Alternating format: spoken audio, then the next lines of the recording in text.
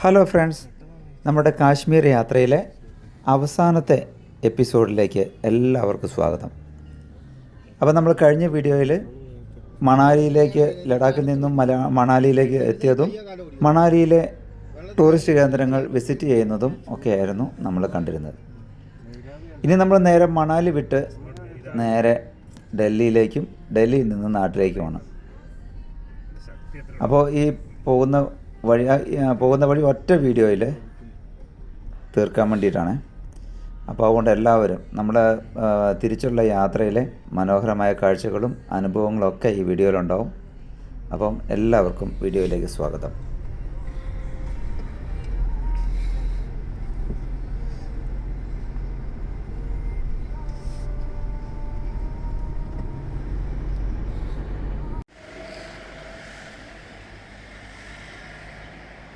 ആപ്പിളിൻ്റെ തോട്ടവും മാതള നാരങ്ങയുടെ തോട്ടമൊക്കെയാണ് കേട്ടോ.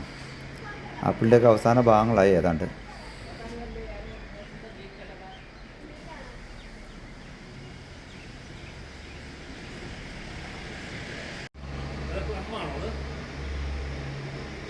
മാതളം ആപ്പിള് തണുപ്പ് കുറയും. മണാലിയിൽ അത്ര തണുപ്പോടെ ഉണ്ടാവില്ല. മണാലിയിൽ സ്നോ വീണാൽ ഇവിടെ വീഴൂല. സ്നോ വീഴും, പക്ഷെ മണാലി അത്ര വീഴില്ല. മണാലി വേഗം ബ്ലോക്ക് ആവും റോഡൊക്കെ. മണാലി അല്ല, കുള്ളു ടൗൺ.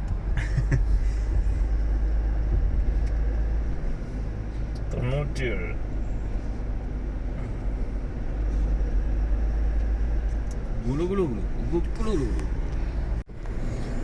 കൊച്ചി എയർപോർട്ട് ഏതായാലും മറ്റേ ഇതാക്കിയതുകൊണ്ട് വണ്ടി ഇട്ടാലും സേഫാ. മൊത്തം സോളാർ ആയതുകൊണ്ട് അടിയിലെ സോളാറിന്റെ അടിയിലാണല്ലോ അല്ലേ. വൃത്തിയായി കിടന്നോളും വണ്ടിയോടെ. ഇല്ല, മൊത്തം എന്നാ ഇവിടുത്തെ പ്രശ്നം ഓപ്പൺ അല്ലേ, വണ്ടി അങ്ങനെ പോകുന്നത്. കൊച്ചിയിൽ സോളാറിന്റെ അടിയിൽ അത്ര ദിവസം ഇട്ട് കഴിഞ്ഞാൽ പിന്നെ ഒരു 10 ദിവസത്തിന് ഇത് വേണ്ട, പിന്നെ പെട്രോളൊന്നും അടിക്കണ്ട. ടൂറിസം കൊണ്ട് മാത്രം രക്ഷപ്പെട്ട ഒരു നാടുകളല്ലേ ഇതൊക്കെ. കുള്ളു, മണാലിയൊക്കെ. ആ ടൗൺഷിപ്പ് ഒക്കെ എത്ര വികസിച്ചെന്ന് നോക്കി. ആപ്പിളുണ്ട്, പൊമഗ്രാനൈറ്റ്, പിന്നെ അത്യാവശ്യം കൃഷിയുണ്ടല്ലോ.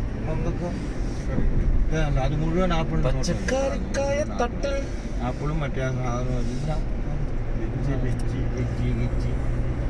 ഇവിടെ എനിക്ക് തോന്നുന്നു ഏറ്റവും ആദ്യം ആപ്പിളാകുന്നത് ഇവിടെയാണ്, ഹിമാചലിലാണ്. ഹിമാചൽ ആപ്പിളാണ്.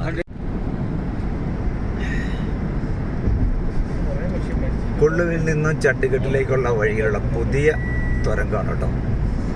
അടിപൊളി സെറ്റപ്പ്, ലേറ്റസ്റ്റ്. എന്തായാലും ഇന്ത്യയിൽ നിരവധി തുരങ്കങ്ങൾ ആയിട്ടുണ്ട്.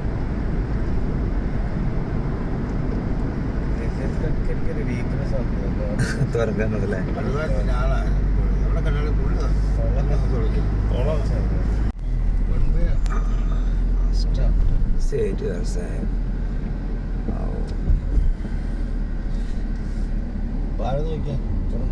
അതിന്റെ അടിയിലേക്ക്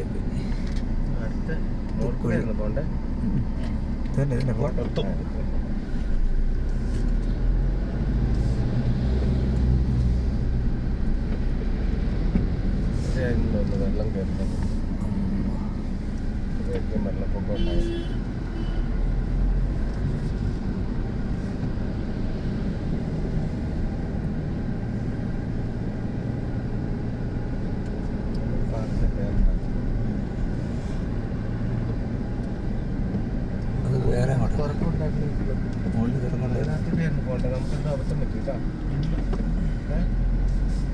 അതിലെ വണ്ടി പോകുന്നില്ലല്ലോ, മുകളിലത്തെ കൂടെ പോകുന്നില്ല.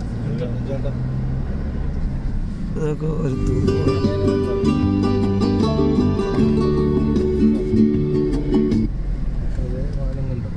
ഒരു വെള്ളച്ചാട്ടം കണ്ടോ? അതെ, വാട്ടർഫാൾ. ഞാൻ പിന്നെ ഡൽഹിയിലുള്ള 2 ദിവസം കഴിഞ്ഞ് വന്നിട്ട് കേട്ടോ. ആ ഓക്കെ ശരി. വണ്ടി വരുന്നുണ്ടോ? ഇതൊക്കെ നമ്മുടെ അമേരിക്കയിലെയും ചൈനയിലെയും ഒക്കെ വീഡിയോയിൽ മാത്രമേ കാണത്തുള്ളൂ. അപ്പം നമുക്കും ഉണ്ട് അത്. കാണാതെയാണ് നാട്ടിൽ നിന്ന് സഹാക്കളിൽ തള്ളുന്നത്.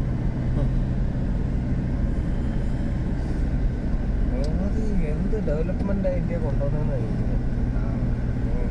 വികസനം. ഇതൊക്കെ വെച്ച് നോക്കുമ്പോൾ നമ്മുടെ വയനാട് ചോറൊക്കെ എത്ര ഈസി ആയിട്ട് വീതി കൂട്ടാം.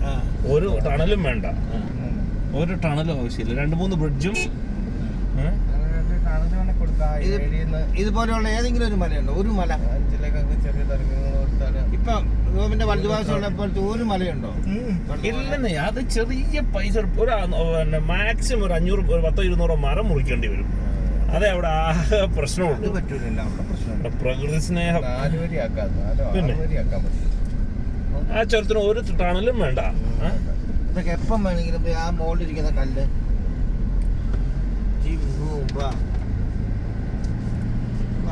ഒരു കല്ല് വീഴാൻ പോലെ. ഭാഗ്യമുള്ളവർ കടന്നു പോകും, ഭാഗ്യമില്ലാത്തവന്റെ തലയിലെ കല്ലും വീഴും. അത്രേ ഉള്ളൂ. അതിനപ്പുറം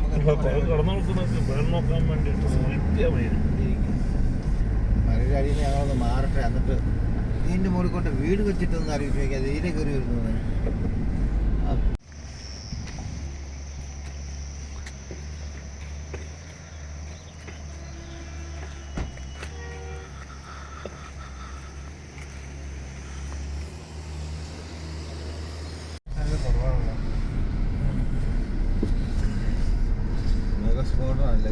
ആകെ എനിക്ക് സമാധാനമുള്ള ഇതൊന്നേ അമ്മ അറിഞ്ഞിട്ടില്ല ജ്യൂസേ, അതുകൊണ്ട് വലിയ ടെൻഷൻ ഇല്ല. ഇരിപ്പുണ്ട് അവിടെ പത്രം വായിക്കാനും ജ്യൂസ് കാണാനും ഭാഗമില്ലാത്തതുകൊണ്ട് ഈ ഭാഗങ്ങളൊക്കെയാണ് ഇടിഞ്ഞു പോകുന്നത്. ഇതുകൊണ്ട് ഈ പാറയൊക്കെ വന്നത് മേഘവിസ്ഫോടനത്തിൽ ഇടിഞ്ഞു പോകുന്ന പാറകൾ. ഈ പ്രദേശം മൊത്തം പോകുന്നു കേട്ടോ. അടിയിലാണോ? അഹങ്കാരല്ല ഹിറ്റാച്ചിക്ക് അതിൻ്റെ അടിയിൽ പോയിരിക്കാൻ. അതിന്റെ ചേനല് കല്ല് കുടുങ്ങി കഴിഞ്ഞാൽ ഒക്കെ ഉണ്ട്, കുറെ പേർക്കുണ്ട് കേസ്. അതെ, അവർ പെട്ടുപോയി. കേരളത്തിൽ നിന്ന് റിപ്പോർട്ടർമാർ റിപ്പോർട്ട് ചെയ്യാം, TV റിപ്പോർട്ട് ചെയ്യാൻ വന്നാന്ന് പറഞ്ഞാൽ മതി കേട്ടോ. ഭയങ്കര കേസല്ലേ ഇപ്പോഴും, ഭയങ്കര മെനക്കെട്ട കേസാണ്. ബസ്സാണ് പേപ്പർ കിറ്റാച്ചി വരെ ജേസിബി വരെ ടയർ പഞ്ചറായിട്ട് നമുക്ക് എത്ര എണ്ണമാണ് നമുക്കൊരു ഇതുപോലെ എടുത്ത് വെച്ചാലോ? ഇതൊക്കെ സർവീസിന് വേണ്ടി വന്ന വണ്ടികളാണ്. നമുക്ക് ഒരു അറിയോ, പത്രം എന്നും പറഞ്ഞ് പ്രസ് എന്നും പറഞ്ഞ് പേപ്പർ വെച്ച് വെച്ചിരിക്കാം. ഇന്ന് റിപ്പോർട്ട് ചെയ്യാൻ വന്നാലോ പോരും. അല്ല വണ്ടി ഉണ്ടായിരുന്നോ പോലും. വണ്ടി ഇടാകാതിരിക്കൊന്നുമില്ല. വെള്ളപ്പിളാങ്ങാനും ആണെങ്കിൽ ഇതിൻ്റെ അടി കാണും. വേഗം പൊക്കോ, ഇനിയിപ്പോൾ നമ്മളിനി ഇതിൻ്റെ അടിയിലേക്ക് പോകണ്ട. ഒക്കെ എപ്പോൾ പോരുന്ന വിചാരിച്ചാൽ നോക്കിയിരിക്കുന്നത് മോളിൽ നിന്ന്. ഇത്ര സാധനം നേരെ ദൂരം വേണമെന്ന് റോഡ് നോക്കി. അതാണ് പുഴയിൽ കിടക്കുന്ന 2-3 വണ്ടികളുണ്ട്.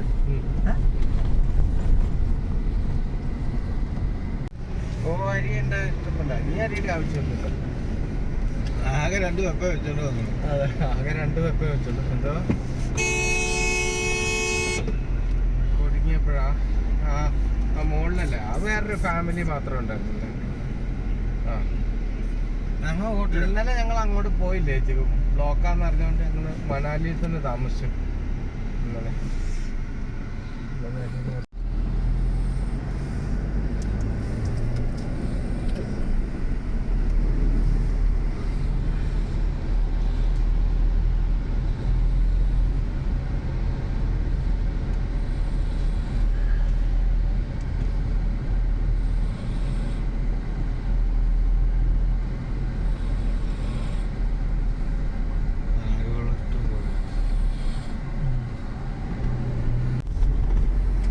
Tunnel number 5 length 750 metre, 3/4 kilometre ഉണ്ട് കേട്ടോ.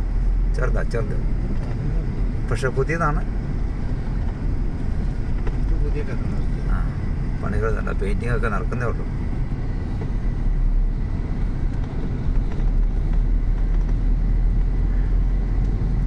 നമുക്കില്ല മുത്തേ, നമുക്കില്ല.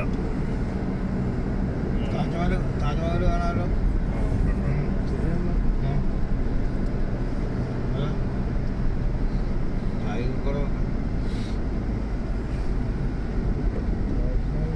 ഇങ്ങോട്ട്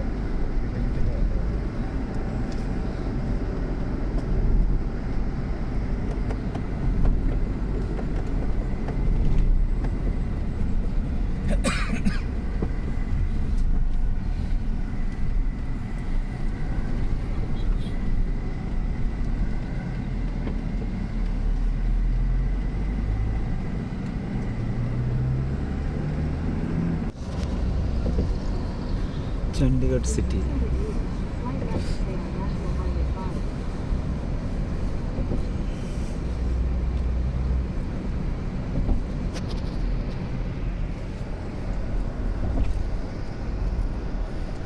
ചണ്ഡീഗഡ് ടൗൺ ആണ് കേട്ടോ. ചണ്ഡീഗഡ് ടൗണിൽ ഞങ്ങൾ നിർത്തുന്നൊന്നുമില്ല, നേരെ വിട്ടു പോവാണേ.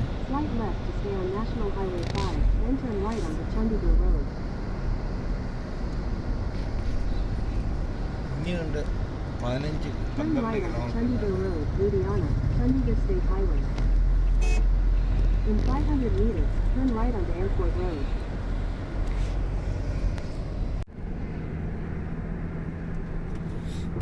ചണ്ഡീഗഡിൽ നിന്ന് നേരെ ഡൽഹിയിലേക്കുള്ള വഴി സൂപ്പർ വഴിയാണ് കേട്ടോ.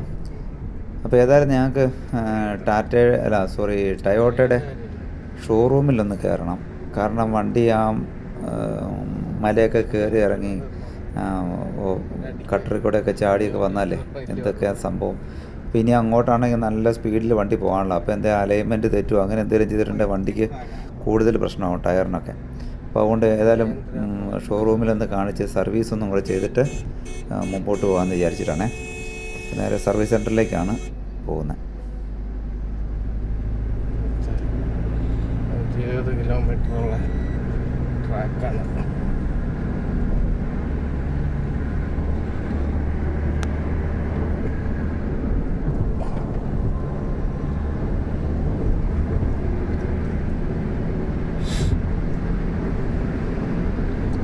സ്പീഡ് കുറഞ്ഞു.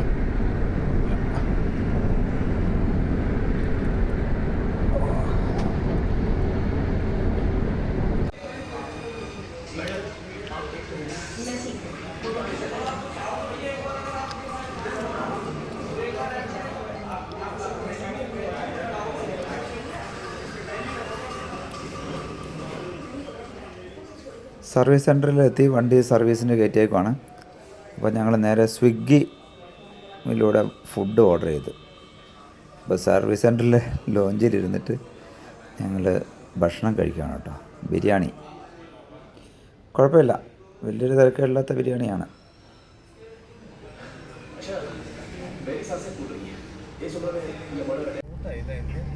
വണ്ടി സർവീസ് കഴിഞ്ഞ് കിട്ടി കേട്ടോ. വണ്ടിക്ക് ഒരു കുഴപ്പമില്ല, ഒരു ബുഷിന് പോലും ഒരു കുഴപ്പം പറ്റിയിട്ടില്ല.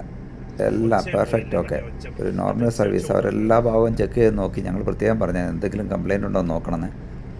വണ്ടിക്ക് ഒരു കുഴപ്പമില്ല, ഓക്കെയാണ്. അപ്പോൾ അങ്ങനെ ഞങ്ങൾ സർവീസ് കഴിഞ്ഞ് നേരെ ഇനി നാഗപ്പൂർ വഴി നേരെ നാട്ടിലേക്ക്, ഹൈദരാബാദ് ബാംഗ്ലൂർ വഴി. ഇത് ലോറിയുടെ കുഴപ്പമില്ല, ഇത് മനുഷ്യന്റെ അടിപൊളി വഴിയാണ് കേട്ടോ. ടോള് കൊടുത്ത് പോകുന്ന റോഡാണ് പൊന്നെ. വേണ്ട കിലോമീറ്റർ 10,000 കിലോമീറ്റർ നമ്മൾ നന്നായിട്ട് ഓടിയിട്ട് 2-3 ദിവസമായിട്ട് ഇഷ്ടംപോലെ കട്ടറുകളാണ്. ഒന്ന് സമാധാനത്തോടെ വണ്ടിയിലിരുന്ന് പോകാനുള്ള യാതൊരു രക്ഷയില്ല ഇതിനകത്ത്. ഇതൊക്കെ ഫുൾ കട്ടർ. എന്ന് മാറ്റിയാ ഈ ഇത് വേണം.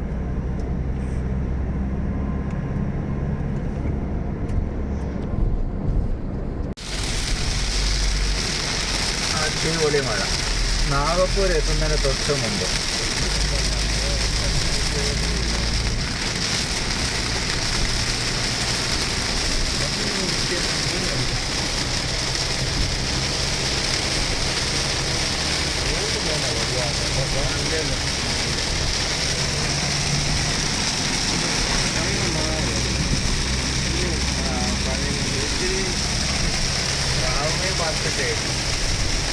मीनाचा വണ്ടിയിലിട്ട് കൊണ്ടുവന്നിട്ട് നമ്മൾ ലോറി കൊണ്ടുവന്നിട്ട് വെച്ചേക്കാം.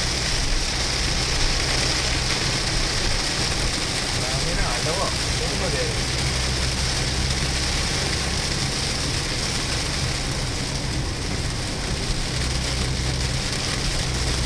അതിന് പോകുമ്പോൾ എപ്പോഴും നമ്മൾ കടലിലേക്കൂടെ പോകുന്നത്.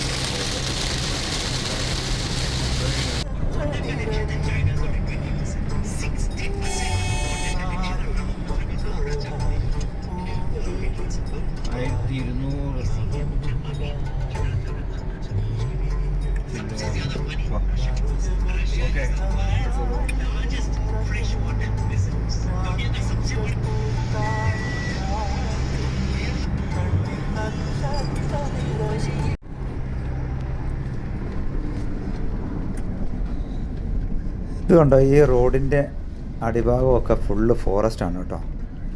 എലിവേറ്റഡ് ഹൈവേ ആണ്. എത്രയോ കിലോമീറ്റർ ദൂരത്തിലാണെന്നോ എലിവേറ്റഡ് ഹൈവേ. ഫോറസ്റ്റിൽ കൂടെ മൃഗങ്ങൾക്ക് യാതൊരു ശല്യമില്ലാത്ത രീതിയിൽ ശരിക്കും നമ്മുടെ ബാംഗ്ലൂർ റൂട്ടിൽ വയനാട്ടിലേക്ക് സുൽത്താൻ ബത്തേരിയിൽ നിന്ന് നേരെ പോകുന്ന മുത്തങ്ങ ഫോറസ്റ്റിൽ കൂടെയൊക്കെ ഇതുപോലെ എലിവേറ്റഡ് ഹൈവേ ഉണ്ടാക്കിയാൽ ഈസി ആയിട്ട് നമുക്ക് ചെയ്യാൻ പറ്റും. എന്ത് ചെയ്യാനാണ്. Welcome to Maharashtra. മധ്യപ്രദേശിൽ നിന്ന് മഹാരാഷ്ട്രയിലേക്ക് കടന്നു. പെഞ്ച് നാഷണൽ പാർക്കിലൂടെയാണ് ഇപ്പോൾ നമ്മൾ പോയിക്കൊണ്ടിരിക്കുന്നത്.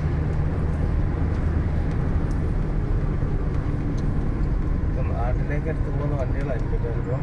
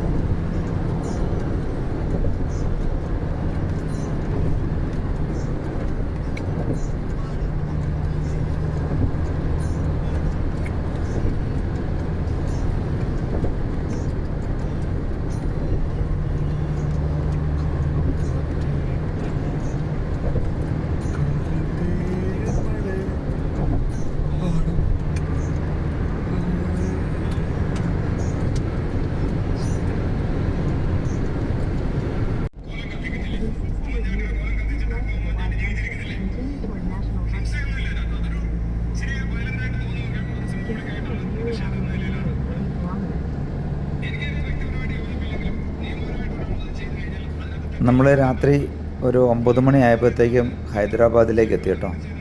ഹൈദരാബാദിൻ്റെ റിംഗ് റോഡാണിത്. ഹൈദരാബാദ് ടൗണിലേക്ക് കയറാതെ റിംഗ് റോഡ് സൂപ്പർ വഴിയാണ്.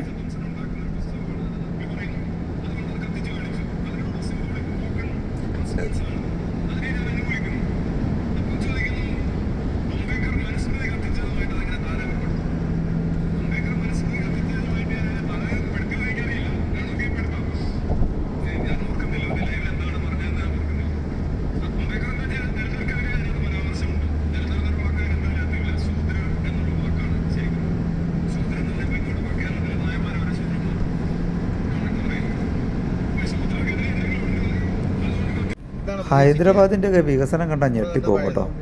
എന്തോരം ബിൽഡിങ്ങുകളാണ് പുതിയതായിട്ട് വരുന്നത്. എത്ര നിലയുള്ള വലിയ വികസനമാണ് ഹൈദരാബാദിലൊക്കെ നടക്കുന്നത്. ടൗണിലേക്ക് ഞങ്ങൾ പോയില്ല. ടൗണിലേക്ക് പോയി കഴിഞ്ഞാൽ അതിനേക്കാൾ ഞെട്ടും.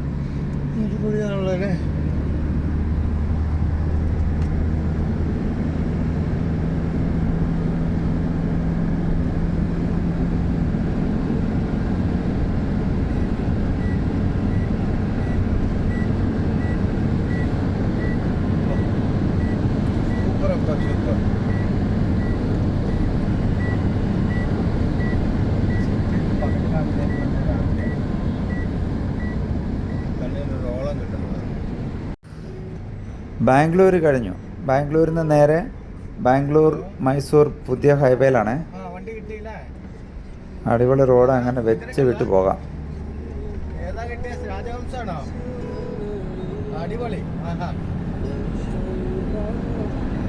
ഓ അത് നന്നായല്ലോ. ഇത്ര വഴിയുള്ള കിട്ടിയത്. ഞങ്ങള് ഇവിടുന്ന് പുറത്തിറങ്ങി എന്നിട്ട് ഭക്ഷണം കഴിച്ചു. ഞങ്ങൾ ബ്രേക്ക്ഫാസ്റ്റ് കഴിച്ചിട്ട് ഞങ്ങള് കുറേ കൂടെ എത്തി. എവിടെ എത്തി? ചെന്നപട്ടണത്തിനടുത്തെത്തി. അപ്പൊ കഴിച്ചോ? ഭക്ഷണം കഴിച്ചോ? Okay okay. ആയിക്കോട്ടെ കേട്ടോ. ബസ്സിൽ പോയോ? അപ്പൊ സാധനമൊക്കെ വണ്ടി വെച്ചിട്ട് പോയോ? അവിടെ വെച്ചല്ലേ? ഓക്കെ. എന്നാൽ ഒരൊറ്റ ഉറപ്പിറക്കി. ഓക്കെ. അങ്ങനെ ഞങ്ങളുടെ ഒരു 22ഓളം ദിവസം എടുത്ത ഒരു കാശ്മീർ യാത്രയുടെ സമാപന ദിവസമായിരിക്കുകയാണ്.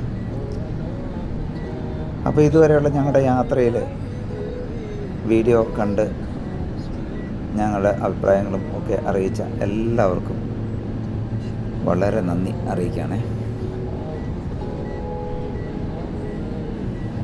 യാത്രയിലുടനീളം യാതൊരു തരത്തിലുള്ള പ്രശ്നങ്ങളും ഉണ്ടാകാതെ അപകടങ്ങളോ ഒന്നും ഉണ്ടാകാതെ കാത്ത ദൈവത്തിനും നന്ദി പറയാണ്. ഇനി അടുത്തൊരു യാത്രാ വീഡിയോയുമായി കാണുന്നത് വരെ എല്ലാവർക്കും ബൈ ബൈ.